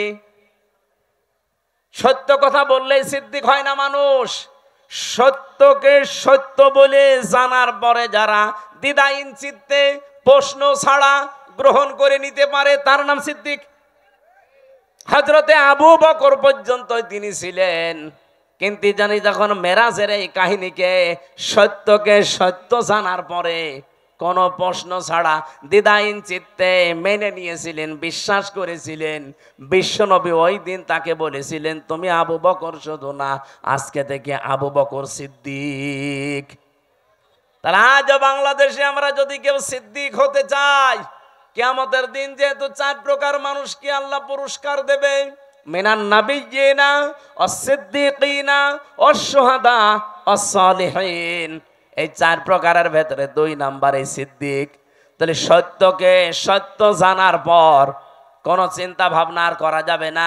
দ্বিধাহীন চিত্তে প্রশ্ন ছাড়া পিছুটান ছাড়া যারা মেনে নিয়ে জীবন চালাতে পারবে, কিয়ামতের দিন যারা সিদ্দিকের কাতারে উঠবে। এ বাংলাদেশে সিদ্দিক আছে, খালি নামে আছে আবু বকর সিদ্দিক। সত্যকে সত্য জানার পরে মেনে নেওয়া দূরের কথা, আরো ঘাড় ঘোরায়, ঘাড় মোটা করে, চোখ মোটা করে। পাবনায় কোরআনে কারিমে আগুন লাগিয়েছে 150টা কোরআনে। সত্য কোনটা আপনি উদ্ঘাটন করে বের করেন না, আন্দাজে একজনের উপরে 10টা চাপিয়ে এমন কালার করার চেষ্টা চালিয়েছে। এখন তো সব বেরিয়ে আসছে, কে কে এটা করেছে, কার নির্দেশে করেছে, সব বেরিয়ে আসতেছে। আমরা দল বিদল বসি না, কোরআনে যারা আগুন দিয়েছে তাদের হাত এই দেশে থাকবে না। এই কথা বলেন না কেন? যে এই কাজের সাথে জড়িত, যারা এর সাথে ইঙ্গিত দিয়েছে। আপনি কি জামাত ইসলামের অফিসে আগুন দিয়েছেন? ওটা তো একটা শো। ওখানে ছিল কি? আল্লাহর কোরআন, একটা দুইটা না, 150টা কোরআন পুড়ে ছাই হয়ে গেছে। কোরআনে আগুন দেননি আপনি, আপনার কপালে আগুন দিয়েছেন। নিজেকে সংশোধন না করে আবার কাবিলের মতো হটকারিতা করেন যে কি ওরা নিজেরাই কোরআনে আগুন দিয়ে আমাদের ওপরে দোষ দেয়। ওদের বিবেকের ওপরে কি কুকুরে প্রসাব করেছে যে নিজেরা আগুন দিয়ে আপনারা দোষ দেবে? আরে কি দুনিয়ার কোন বিষয় হেলা খেলা করে আপনার উপরে দোষ দিয়ে দিল? এ কোরআন আপনারও না, আমারও না, এ কোরআন কার? এজন্য আমরা আহ্বান জানাচ্ছি, এটার সুষ্ঠু তদন্ত হয়ে যারা জড়িত জনসম্মুখে তাদের বিচার করা লাগবে। হ্যাঁ, রাজি আছেন না আপনারা? রাজি আছেন না? আগামীতে কেউ যেন সাহস আর না দেখায়। সিদ্দিকী আমরা বুঝি না। আমাদের জাতির পিতা হযরত ইব্রাহিম, তিনি প্রথমে আকাশের তারকা দেখে বলেছিলেন এইটাই আমার খোদা হবে। যখন ডুবে গেছে বলছে না, ডুবে যাওয়া জিনিস আমি ভালোবাসি না। যখন চাঁদ দেখলেন বললেন এটা আর একটু বড়, এটা আমার বড় খোদা। বলেন না, এইটাও ডুবে গেছে, মানি না। সকালবেলা যখন সূর্য দেখলেন বলেন হাজা আকবার, এর চাইতে বড় জিনিস আর নেই, এটাই আমার বড় খোদা। ওইটা যখন সন্ধ্যাবেলা ডুবে গেল, তিনি ডাক দিয়ে বললেন না, ইন্নী ওয়াজ্জাহতু ওয়াজহিয়া লিল্লাযী ফাতারাস সামাওয়াতি ওয়াল আরদা হানিফা ওয়া মা আনা মিনাল মুশরিকিন। আমি আজ আমার চেহারাকে ঘুরিয়ে দিলাম ওই আল্লাহর দিকে, যিনি আকাশ আর জমিনের উদ্ভাবক। আমি একনিষ্ঠভাবে মন থেকেই ঘুরে এসেছি, আমি মুশরিক না।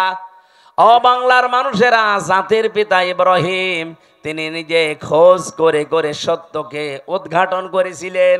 আর আমরা সেই জাতির পিতার সন্তান, চোখে আঙ্গুল দিয়ে দেখিয়ে দিলেও আমরা সত্যকে সত্য হিসাবে মানতে চাই না। এই কথা বলেন না কেন? আপনি জাতির পিতা ইব্রাহিমের সন্তান আর নেই, তিনি সত্যকে খুঁজে নিয়েছিলেন। আর আমাদেরকে সত্য আঙ্গুল দিয়ে দেখিয়ে দেওয়া হয়, তারপরও মানতে তো চাই না। সত্য কেউ নিয়ে আসলে তাকেও মেরে ফেলতে চায়। হযরত ইব্রাহিম বলেছিলেন, ইয ক্বালা লিআবিহি ইয়া আবাতি লিমা তা'বুদু মা লা ইয়াসমাউ ওয়া লা ইউবসিরু ওয়া লা ইউগনি আনকা শাইআ। হে আমার বাবা, কেন আপনারা ইবাদত করেন যেটা কানে শোনে না, চোখে দেখে না, কোনো উপকারও করতে পারে না? ওই জামানায় যেহেতু সবচেয়ে বেশি প্রচলন ছিল মূর্তির পূজা করা। ইব্রাহিম নবীর বাবার নাম ছিল আজর বা তারিক। উনি নিজে হাতে মূর্তি বানাতেন আর ওটা বাজারে বিক্রি করতেন, সেল দিতেন, খুব দামি দামি মূর্তি।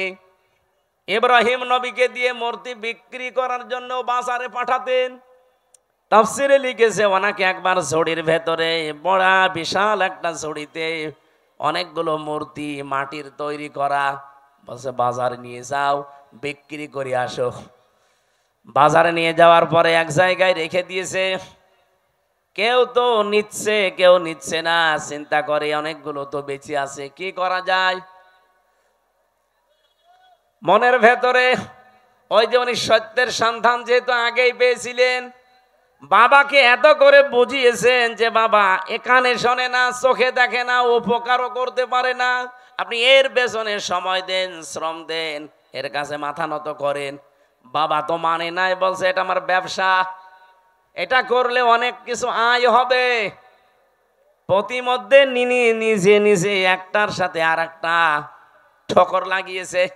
মাটির জিনিস, শুকনা জিনিস একটার সাথে আর একটা মারে ভেঙে যায়। বাড়িতে ঝড়ি ভর্তি করে নিয়ে এসে বলছে, বাবা এই দেখেন রাস্তায় মারামারি করে এদের অবস্থা। আমার মনে হয় বিশ্বে আজ যারা মুশরিক আছেন, যারা মূর্তি পূজা করেন, বিবেকের উপরে যদি কুকুরে পেশাব করে না দেয়, বিবেক যদি কারো কাছে বন্ধক না রাখেন, নিজের হাতে তৈরি করা জিনিসের সামনে জীবনও আপনি মাথা নত করবেন না। অনেকে দলিল দিয়েছিলেন, প্রথমে যুক্তি দিলেন, বাবা মা লা ইয়াসমাউ ওয়ালা ইউবসিরু ওয়ালা ইউগনি আনকা শাইআ, যে কানে শোনে না, চোখে দেখে না, আপনাকে আমি এত করে বোঝালাম, আর এখন আপনি বলছেন যে ভেঙ্গে ভেঙ্গে তারা নিজেরা মারামারি করে মরে গেছে। আমি আপনাকে বোঝালাম যে ওরা নিজেরা মারামারি করে, আপনি বিশ্বাস করেন না। আপনি বলছেন না ওরা তো কথা বলতে পারে না। কথা যেহেতু বলতে পারে না, কানে শুনতে পারে না, বিপদে পড়লে আমারে বাঁচাতেও পারে না, তাহলে এর সামনে আপনি মাথা নত করেন কেন? বাবা তখন লাজবাব হয়ে গেছে। হযরত ইব্রাহিম দেখলেন আমার বাবা যখন অন্তত এখন আর জবাব দিতে পারে না, তখন তিনি বলেছিলেন, ইয়া আবাতি ইন্নী ক্বাদ জাআনি মিনাল ইলমি মা লাম ইয়াতিকা ফাত্তাবি'নি আহদিকা সিরাতান সাবিয়্যা। বাবা আমার কাছে একটা জ্ঞান এসেছে, ওই যে তিনি তিনটা জ্ঞানের মাঝখানে পেলেন, তারকা, সূর্য আর চন্দ্র দেখে দেখে একটার পর একটা যখন ডুবে যায়, তার ভেতর থেকে ওই যে জ্ঞানটা, এই জ্ঞান উনি পেয়েছিলেন কোন জায়গা থেকে? ওই যে একেবারে প্রথম ক্লাস, ওই ক্লাসে আদম নবী, পৃষ্ঠদেশে ইব্রাহিম নবী ছিলেন না? বলেন বলেন। ওই দিন থেকে তিনি জেনেছিলেন। এটা হয়তো অনেকের চাপা পড়ে থাকে, এই জন্য প্রকাশ করতে চায় না। নবীদের যেহেতু আল্লাহ কন্ট্রোল করছেন, ওই জ্ঞানটা ওনার কাছে আমার আল্লাহ উদ্ভাসিত করে দিয়েছেন, জাগরণ করে দিয়েছেন। ডাক দিয়ে বললেন, বাবা আমার কাছে যে জ্ঞান এলেম এসেছে, আপনার কাছে ওইটা নেই, আর আপনার কাছে থাকলে ওইটা চাপা পড়ে আছে। আপনাকে আমি আহ্বান জানাচ্ছি, আপনি আমার অনুসরণ করেন, তাহলে আপনাকে আমি সহজ সরল পথ দেখাতে পারবো। ইয়া বাতিলা তা'বুদিশ শাইতানা ইন্নাশ শাইতানা কানা লির-রহমানি আসিয়া। তিনি ডাক দিয়ে বলেছিলেন, হে বাবা, ইয়া আবাতি ইন্নী আখাফু আইয়ামাসসাকা আযাবুম মিনার রহমানি ফাতাকুনা লিশ-শাইতানি ওয়ালিয়্যা। ক্বালা আরাগিবুন আনতা আন আলিহাতি ইয়া ইব্রাহিম লা ইল্লাম তানতাহি লা আরজুমান্নাকা ওয়াহজুরনি মালিয়া। বলেন সুবহানাল্লাহ। হযরত ইব্রাহিম এত সুন্দর করে তার বাবাকে বুঝিয়েছিলেন। আজও তামাম বিশ্বের মুশরিকদেরকে, নবীর উম্মত যারা আমরা এইভাবে করে বোঝাতে চাচ্ছি। তো মানুষ বোঝা তো দূরের কথা, ওই জামানায় ইব্রাহিম নবীর বাবা যা বলেছিল, আজ আমার মনে হচ্ছে বাঙালি জাতি আমাদেরকে তাই বলছে। ওই জামানায় ইব্রাহিম নবীর বাবা বলেছিল, ওয়াহজুরনি মালিয়া, তোকে তো আমি নিজে জেলখানায় পাঠিয়ে দেব, অথবা মেরে ফেলবো, অথবা দেশ থেকে তোরে এমন দূরে তাড়িয়ে দেব যেন তোর সাথে দেখা না হয়। এ কথাগুলো আজ বিভিন্ন ভাষায় আমাদের ওপরে চাপিয়ে দিচ্ছে, বিভিন্ন কায়দায় আজরের বংশধর দ্বারা তারা। আমার কথার অর্থ আমি আশা করছি আপনি বুঝেছেন। এত লাইন দিয়ে বোঝানো হয় মানুষদেরকে, এত জলিল দিয়ে, যুক্তি দিয়ে, প্রমাণ দিয়ে। মানুষের মনে হয় যদি মাথার ভেতরে একটু হালকা মগজ থাকে, এর দ্বারা কোনোদিন পৃথিবীর কারো আইন মানা সম্ভব না। মূর্তির পূজা করা আর মানুষের পূজা করা, মানুষের আইন মানা একই জিনিস। আজ দুর্গা পূজা করে যারা, দরগা পূজা করে যারা, জিনিস একই। ওরা দরগা বানিয়েছে, এরা দরগা বানিয়েছে। হিন্দুরা দুর্গা পূজা চালাচ্ছে আর মুসলমানেরা দরগা পূজা চালাচ্ছে, জিনিস একই। কথা বলছেন? সুতরাং আপনাদেরকে আমরা মুক্ত করতে চাই। আমাদের জাতির পিতা ইব্রাহিম আলাইহিস সালামকে বহু ভয় ওই সময় দেখিয়েছে। জাতির পিতা ইব্রাহিম নবী এবার দেখলেন না, এরা আমাকে আর বাঁচতে দেবে না, আগুনে পর্যন্ত শেষ পর্যন্ত ফেলে দিয়েছে। ওখান থেকে মুক্ত হওয়ার পরে তিনি বলেছিলেন, অকালা ইন্নী যাহিবুন ইলা রাব্বি সায়াহদিন রাব্বি হাবলি মিনাস সালিহিন ফাবাশশারনাহু বিগুলামিন হালিম। হযরত ইব্রাহিম ওই দিন জাতির কাছ থেকে, বাবার কাছ থেকে মুখ ফিরিয়ে বললেন, আমি এমন এক আল্লাহর দিকে, রবের দিকে ধাবমান হলাম, এমন দিকে আমার মুখ চেহারা ফিরিয়ে দিলাম। আমি আশা করছি অতি শীঘ্রই তিনি আমাকে পথ দেখাবেন, হেদায়েত দিয়ে দেবেন, পথের সন্ধান দেবেন। জাতির লোককে এত বোঝানোর পরেও যখন আর জাতি আসে না, এই দেশের আলেমরা কিন্তু শেষ পর্যন্ত ইব্রাহিম নবীর মতো এই কথা বলতে আমরা বাধ্য হব। কথা বোঝেন আমার? তখন আপনি জাহান্নামে যাবেন না, কোন জায়গায় যাবেন, আপনার জন্য আমার আর কোনো আফসোস নেই, আমি ধরা বাঁধাও নেই। এত করে কত কিছু যুক্তি প্রমাণ দলিল দিয়ে যে মানুষের তৈরি করা আইন আর মূর্তি পূজা জিনিস একই। ওরা না বুঝে করছে আর আপনি বুঝে করছেন। ওরা দুর্গা পূজা করে, আপনি দুর্গা পূজা করেন, জিনিস তো একই। ফিরে আসেন, ফিরে আসেন, ফিরে আসেন। হাতে পায়ে ধরার বাকি আছে, আর কত কিছু বলা যায়। হযরত ইব্রাহিম ওই দিন নিজের একটা শক্তি, সমর্থন, হাতের একটা লাঠি, এইটার জন্য তিনি দোয়া করতে আরম্ভ করলেন। একদিন, 2 দিন, 3 দিন না, 86 বছর, যে রব্বি হাবলি মিনাস সালিহিন, হে আল্লাহ আমারে তুমি একটা নেককার সন্তান দাও যে আমার লাঠি হিসাবে কাজ করতে পারে।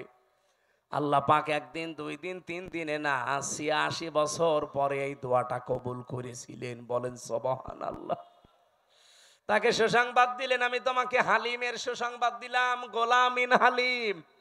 এটা কি চাচা হালিম না মামা হালিম? কি হালিম দিয়েছিলেন ইব্রাহিম নবীকে আল্লাহ রাব্বুল আলামিন? বলেন, ও ইব্রাহিম, কি গোলামিন হালিম দিয়েছে, একটু পরীক্ষা করে দেখো। ফালাম্মা বালাগা মাহু সায়া ক্বালা ইয়া বুনাইয়া ইন্নী আরা ফিল মানামি আন্নী আযবাহুকা ফানজুর মাযা তারা ক্বালা ইয়া আবাতি ফাআল মা তুমার সাতাজিদুনি ইনশাআল্লাহু মিনাস সাবিরিন। হযরত ইব্রাহিম চিন্তা করলেন, আল্লাহ আমাকে স্বপ্ন দেখিয়েছে সবচাইতে প্রিয় বস্তু কোরবানি দিতে। আমি তো এর আগে বহু দুম্বা কোরবানি দিলাম, একটাও কবুল হয়নি। আমি এখন ভেবে দেখি আমার কাছে সবচাইতে প্রিয় আমার সন্তানটা, কারণ 86 বছর পরে এসেছে। ওনাকে জবাই দেওয়ার জন্য অনুমতি চাইলেন। প্রশ্ন আসতে পারে, বিধানটা কার? আরো জোরে বলেন। পালন করবে কে? একজন নবী। একজন নবী যেমন তেমন না। এই 25 জনের ভেতরে 4 জন শ্রেষ্ঠ, তার ভেতরে ইব্রাহিম শ্রেষ্ঠ। তিনি আল্লাহর বিধান পালন করবেন, এই জায়গায় এতটুকু 13 বছরের সন্তানের কাছে অনুমতি নেওয়ার দরকার কি? এই জন্য অনুমতি নিয়েছিলেন। তিনি যে 86 বছর দোয়া করলেন, আমি রব্বি হাবলি মিনাস সালিহিন চাই। আল্লাহ যে জবাবে বলেছিলেন গোলামিন হালিম, তোমাকে আমি সহনশীল, ধৈর্যশীল সন্তানের সুসংবাদ দিলাম। কেমন হালিম দিয়েছে আজকে আমি দেখব। তিনি যখন বললেন, আমি কি তোমাকে জবাই করতে দেখেছি, তোমার রায় বলো। উনি মনে করেছিলেন সন্তান মনে হয় দৌড় দেবে, কিন্তু না, এসে বলছে, বাবা যা আদিষ্ট হয়েছেন আপনি পালন করেন, আপনি আমাকে ধৈর্যশীলদের মধ্যে পাবেন। ইব্রাহিম নবী এবার 100 ভাগ বিশ্বাস করে ফেলেছেন, আল্লাহ তুমি কি আমাকে গোলামিন হালিম যা দিয়েছো, এটা তো 100 ভাগ কার্যকর। এ সন্তানের কথাবার্তার ধরন কি? তিনি ভাবাস কি সাতাজিদুনি ইনশাআল্লাহু মিনাস সাবির বলতে পারতেন, যে আমি ধৈর্যশীল। বলেন নাই, বলেছিলেন সাবিরিন। আমার মতো বহু ধৈর্যশীল দুনিয়ায় আছে, তাদের ভেতরে আমিও একজন। তার মানে আমি অহংকার করি না আল্লাহর বিধান পালন করতে পেরে। বলেন সুবহানাল্লাহ। রব্বুল আলামিন এবার জবাব দিলেন, ফালাম্মা আসলামা ওয়া তাল্লাহু লিল জাবিন। যখন দুইজনে এগ্রি হয়ে গেছে, আসলামা দ্বিবচন, দুইজনেই যখন রাজি আল্লাহর বিধান পালন করার জন্য, ইব্রাহিমও রাজি, ইসমাইলও রাজি, ওয়া তাল্লাহু লিল জাবিন, জবাই করার জন্য কায়ত করে ফেলেছেন। আমার আল্লাহ বলেন, অনাদাইনাহু আইয়া ইব্রাহিম। এবার আমি ডাক দিলাম ইব্রাহিম না, আমি চাই না যে সন্তান জবাই হয়ে যাক, এই জন্যই তো স্বপ্ন দেখিয়েছি। সন্তান জবাই হয়ে যাক এটা যদি চাইতাম তো স্বপ্ন দেখাতাম না, একবারেই বলতাম ছেলে জবাই করে ফেলো। স্বপ্নের মাধ্যমে যে দেখালাম যে এই এই এই প্রক্রিয়া করো, তার মানে সন্তান জবাই হয়ে যাক, এটা আমার উদ্দেশ্য না। আমার উদ্দেশ্য তোমার আমার হুকুম মানো কিনা। কোরবানি এসেছে 1 বছর পরে পরে, হযরত ইব্রাহিম থেকে সুন্নাত এইটা পালন করার জন্য যে আল্লাহর বিধান সামনে যখন যেটা আসবে প্রশ্ন ছাড়া আমরা মানতে পারি কিনা। আমার কথা বোঝা গেছে কিনা? সামনে আল্লাহর বিধান যখন যেটা আসবে, যত কিছু হারাতে হয় হারাবেন। ইব্রাহিম নবীর মতো হাতে ছুরি নেওয়া লাগবে, ইসমাইল নবীর মতো গলা দিয়ে দেওয়া লাগবে। এই জন্য আল্লাহ আসলামা দ্বিবচন দিয়েছেন। এদেশে এখন যারা দায়িত্বে আছেন, এই 15 দিন পরে যে কোরবানি, এই কোরবানিতে আপনারা ইব্রাহিম নবীর ভূমিকা পালন করবেন। আর আমরা 18 কোটি জনগণ যদি গলাও দেওয়া লাগে ইসমাইল নবীর ভূমিকায় আসতে চাই। আগামী জুন মাসের 6 বা 7 তারিখে আল্লাহর এই বিধানটাকে সামনে যদি সত্যি পালন করা যায় এই বিধানের মতো, আমার মনে হচ্ছে ইসলামে দেশে কায়েম হয়ে যাবে ইনশাআল্লাহ। আমি কি বোঝাতে চেয়েছি আপনারা ঠিক বুঝে ফেলেছেন। আল্লাহ আমাদেরকে আয়াতগুলো এইভাবে অনুসরণ আমাদের জাতির পিতা যেভাবে করেছিলেন করার তৌফিক দিন, আমিন। মা বোনদের জন্য বইটা নিয়েছেন, এ পর্যন্ত শেষ করে দিলাম। আল্লাহুম্মা আমিন। লা হাওলা ওয়ালা কুওয়াতা ইল্লা বিল্লাহিল আলিয়্যিল আযীম। রব্বুল আলামিন 1.5 ঘন্টা 1 ঘন্টা 45 মিনিট পর্যন্ত আমি কথা বললাম। যারা বসে আছে, ইব্রাহিম নবীর জীবন থেকে যেটা পাওয়ার হালকা আমরা পেয়েছি, জীবনে মেনে চলার তৌফিক দাও। আজকের মাহফিলের সওয়াবগুলো নবীজির রওজায় পৌঁছিয়ে দাও। যে যুবকগুলো এই মাহফিলের জন্য কাজ করছে, আল্লাহ এই যুবকদেরকে তুমি ওমরের মতো বানিয়ে দাও। মা বোনরা যারা এসেছে খাদিজার মতো বানাও। এদের পেটে যে সন্তান আদিগুলো আসে, আল্লাহ তুমি এদেরকে হযরতে আলীর মতো, ওসমানের মতো কবুল করে নাও। অনেক পরিবারে অশান্তি আছে, আল্লাহ স্বামী স্ত্রীর ভেতরে শান্তি দিয়ে দাও। এলাকায় মাটির নিচে যারা কবরে আছে, কবরগুলো জান্নাতুল ফেরদাউস তৈরি করে দাও। রব্বুল আলামিন চেষ্টা চালিয়েছে কোরআনে কারিম থেকে সঠিক কথাগুলো তুলে ধরতে, শিক্ষা নেওয়ার জন্যে। কম বেশি আমরা যারা বুঝেছি, আগামীর জীবনে আমল করার তৌফিক দাও। আমাদের ঈমান আমল ইব্রাহিম ইসমাইলের মতো বানিয়ে দাও। 15 দিন পরে মহান দিবস আসতেছে, ঈদুল আজহা। এই ঈদুল আজহায় মূল শিক্ষাটা তোমার বিধান পালন করা, এটা মেনে চলার সুযোগ দাও। কখন কার কাছে আজরাইল পাঠিয়ে দাও আমরা জানি না। যখনই আজরাইল আসবে, জীবনের শেষ কথা যেন এটা বলতে পারি, লা ইলাহা ইল্লাল্লাহু মুহাম্মাদুর রাসূলুল্লাহ। আসসালামু আলাইকুম। আমার শিক্ষিত মানুষ যদি এসে থাকেন, সৃষ্টি নামে একটা বই আছে, একেবারে সেই